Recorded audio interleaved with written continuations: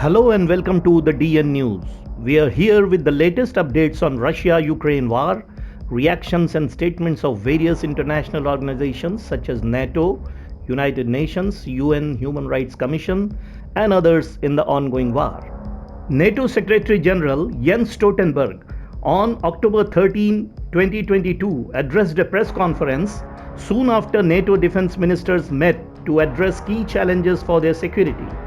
Beefing up NATO support for Ukraine, strengthening its defense forces, capabilities and stockpiles, and protecting critical infrastructure were some among others discussed in the meet.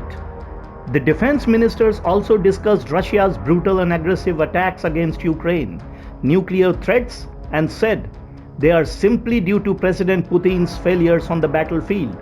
Let's see what the NATO Secretary General Jens Stoltenberg has to say on this. NATO defense ministers have just met to address key challenges for our security. This includes stepping up our support for Ukraine, strengthening our deterrence and defense with forces, capabilities and stockpiles we need, and protecting critical infrastructure with more presence, resilience and intelligence sharing. We addressed Russia's brutal war of aggression against Ukraine. President Putin has responded to his failures on the battlefield with attempted annexations, partial mobilization, reckless nuclear rhetoric, and indiscriminate attacks on civilians and critical infrastructure. Together, this represents the most serious escalation since the invasion in February. We welcome yesterday's vote in the United Nations General Assembly, condemning Russia's attempted annexations and calling for the reversal of these illegal decisions. This is a clear and strong message that Russia is isolated and the world stands with Ukraine in defense of the rules-based international order. NATO is not party to the conflict, but we will continue to support Ukraine for as long as it takes. Last night, Ukraine's Defense Minister Oleksiy Reznikov joined us and gave an update on the situation on the battlefield. Ukraine is making good progress, pushing back the invading Russian forces in the east and in the south. NATO allies are supplying advanced systems, including artillery, air defense, and armored vehicles. And I welcome today's announcement by Spain that they will provide 4 Hawk launchers to strengthen Ukraine's air defenses. This comes on top of what other allies have delivered over the last few days. I thank all allies for their significant contributions, and I urge them to continue to step up. We are also providing fuel, winter clothing and medical supplies as part of NATO's comprehensive assistance package.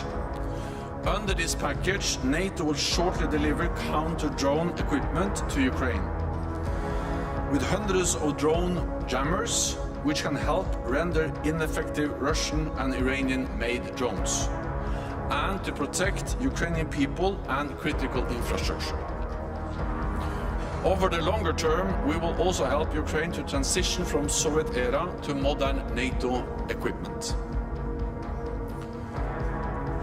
This morning, allies had a regular meeting of the Nuclear Planning Group.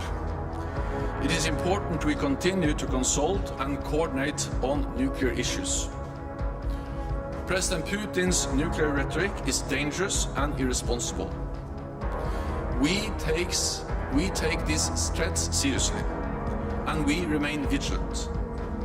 We will not be intimidated. Any use of nuclear weapons would fundamentally change the nature of the conflict and have severe consequences.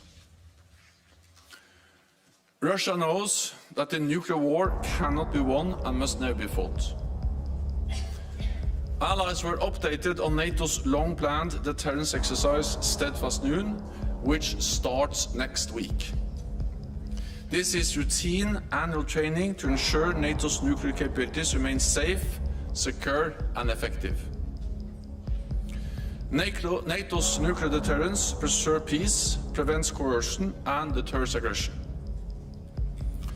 Ministers also reviewed our progress on strengthening NATO's deterrence and defense. We are increasing the number of our high readiness forces. We now have more troops in the eastern part of the alliance, including 8 NATO battle groups from the Baltic Sea to the Black Sea, which can be scaled up quickly to brigade size. Today, we took decisions to increase our stockpiles of munitions and equipment, to speed up the delivery of capabilities, and to use the NATO defense planning process to provide industry with the long-term demand they need to boost production. NATO agencies can also support allies to facilitate procurement and organize warehousing for equipment. We also addressed what more we will do to protect our critical infrastructure following the sabotage of the Nord Stream pipelines. We have increased our vigilance in the Baltic and North Seas and doubled our naval presence there. Allies are increasing security around key installations, and we are stepping up our intelligence sharing and surveillance across all domains, from space to undersea capabilities. We also agreed to enhance the resilience of our critical undersea and energy infrastructure, including when it comes to cybersecurity. Senior resilience experts from all allies will meet at NATO for the first time this year and address this in detail. In our final session today, allies focused on NATO's missions and operations, from the Western Balkans to Iraq. We were joined by the EU High Representative Borrell. In a more unpredictable world, it is important to strengthen and deepen NATO-EU cooperation. And I look forward to signing a new joint declaration with the EU presidents in the near future. In Bosnia and Herzegovina, NATO continues to support the EU-led Operation Althea. And in Kosovo, NATO's KFOR mission maintains a safe and secure environment in line with its UN mandate. In recent months, we have seen tensions flare up on multiple occasions. All parties must behave responsibly, show restraint and avoid violence. The EU-facilitated dialogue between Belgrade and Pristina is the only way forward, and KFOR stands ready to intervene if required. In Iraq, NATO remains committed to our training mission, helping the security forces to suppress terrorism. NATO remains strong and vigilant, ready to face any threat from any direction.